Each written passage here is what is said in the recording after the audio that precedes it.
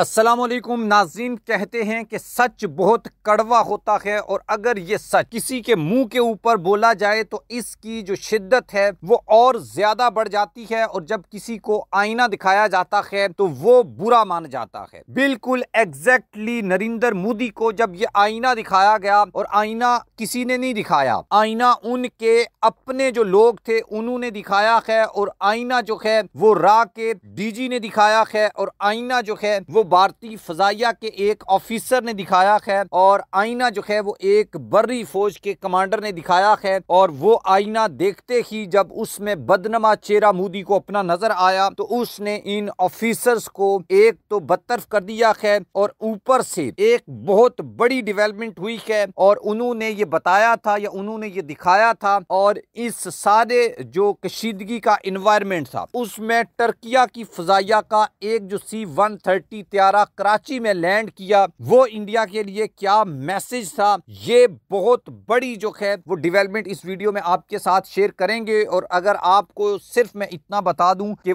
उस एक C-130 त्यारे ने क्या कमाल दिखाया है तो यकीनन आप हैरान भी हो जाएंगे और आप खुश भी होंगे कि पाकिस्तान को अल्लाह ताला ने ऐसे दोस्त अदा कर रखे हैं जो पाकिस्तान के साथ आकर खड़े हो जाते हैं, और उसका नतीजा ये निकलता है कि इंडिया जैसा बुज़दिल जो दुश्मन है वो कुछ एडवेंचर करने से पहले ही भाग निकल खड़ा होता है। आप हमारे चैनल को सब्सक्राइब कर लें, बेल आइकन को लाजमी प्रेस करें और कमेंट बॉक्स में अपनी ओपिनियन लाजमी लिखिएगा। अब बात करते हैं टर्की का C-130 जो त्यारा था, वो जब पाकिस्तान पहुंचा तो इंडिया के लिए इतना जो खौफ है यही काफी था कि अगर वो कोई एडवेंचर करेगा तो उसका नतीजा ये निकलेगा कि पाकिस्तान के साथ चीन, टर्किया, सऊदी अरब, UAE, ईरान, कतर, ये सब ममालिक जो हैं वो पाकिस्तान के साथ आकर खड़े हो जाएंगे। और रूस ने पहले ही मोदी को ये पैगाम भेज दिया था कि हम खुद मुश्किल में हैं,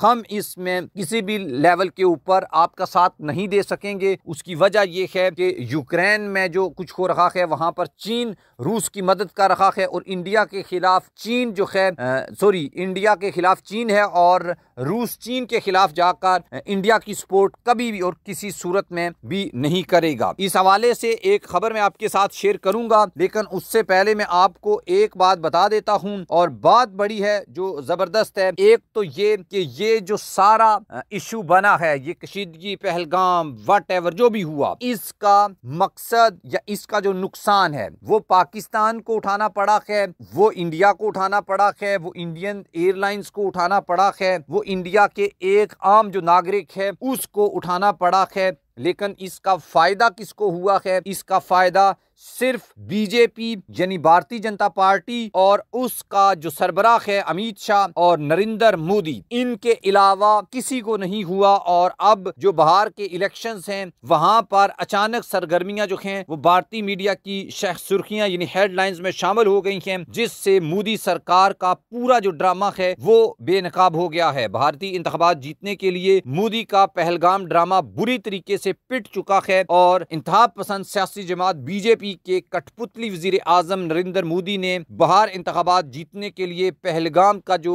वाकया है उसको इस्तेमाल करना शुरू कर दिया है। खुद भारतीय ज़राए अबलाग भी इस पर भारतीय इंतखाबात जो हैं बाहर के जो इंतखाबात हैं उनसे जोड़ा जा रहा है। टाइम्स ऑफ इंडिया के मुताबिक भारत की अपोजिशन जमात कांग्रेस RJD ने मोदी के बाहर दौरे पर तनकीद की है, और इसी तरह ANI ने रिपोर्ट किया है कि RJD ने पटना में मोदी और वजीर आला नीतीश कुमार के खिलाफ बैनर्स भी लगा दिए हैं। टाइम्स ऑफ इंडिया की रिपोर्ट के मुताबिक ही RJD ने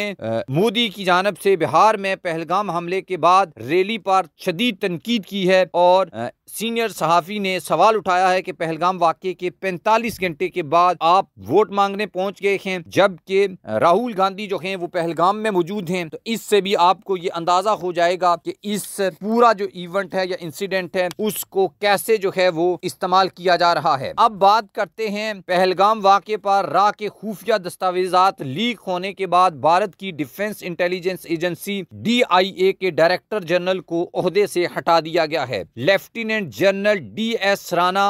विंकू अल मारूफ काला पानी में जबरी उनको भेज दिया गया है और DRS राणा के तबादले को खुफिया रा दस्तावेजात से जोड़ा जा रहा है, जो कि TRF ने भी हासिल कर ली और तमाम दुनिया को भी दिखा दी हैं। लीक दस्तावेजात के मुताबिक रा का आलमी सतह पर मजाक भी बनाया गया है और पहलगाम ऑपरेशन की सदाकत पर भारतीय हुकूमत को कटहरे में ला खड़ा किया है। दस्तावेजात में आला सतह के झूठे ऑपरेशन में फौजी और सिक्योरिटी अदारों का किरदार सामने आया है। लीक्ड फाइल जनरल राणा की जाती हिफाजत में दी गई थी। भारतीय हुकूमती तहकीकात के मुताबिक लीक फाइल्स जनरल राणा के दफ्तर से मीडिया तक पहुंची, जिस पर बाद में जनरल राणा जो है उनको फौरी तौर पर DIA की सरबराही से हटाने का हुक्म जारी किया गया। जनरल राणा का तबादला उसके बाद निकोबार में किया गया है, जो बीमारियों, तन्हाई और नाकाफी सहूलियात वाला सख्त फौजी स्टेशन है। जनरल राणा की बेतौकीरी और अख्तियार से इस तरह की बेइज्जती के साथ हटाया जाना भारतीय क़यादत और सिपाहियों पर ज़हनी दबाव जो है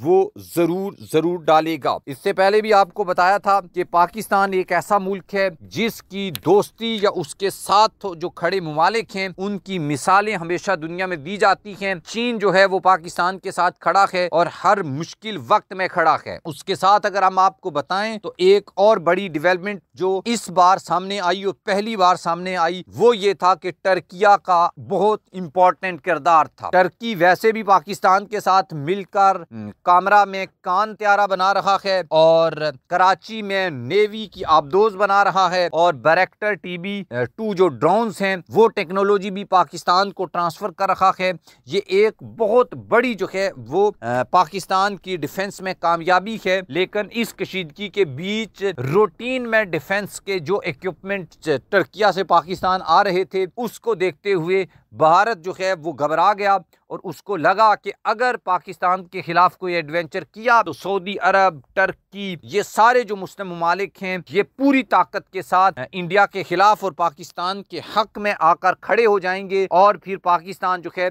उसको वैसे ही पाकिस्तान को शिकस्त देना बहुत मुश्किल है। और अगर ये ममालिक भी पाकिस्तान के साथ खड़े होते हैं तो इसके बाद चीजें जो हैं वो इंडिया के कंट्रोल से बाहर हो जाएंगी और मोदी सरकार जो है वो ये एडवेंचर शुरू तो कर सकती है लेकिन पाकिस्तान ही फिर इसको खत्म करेगा।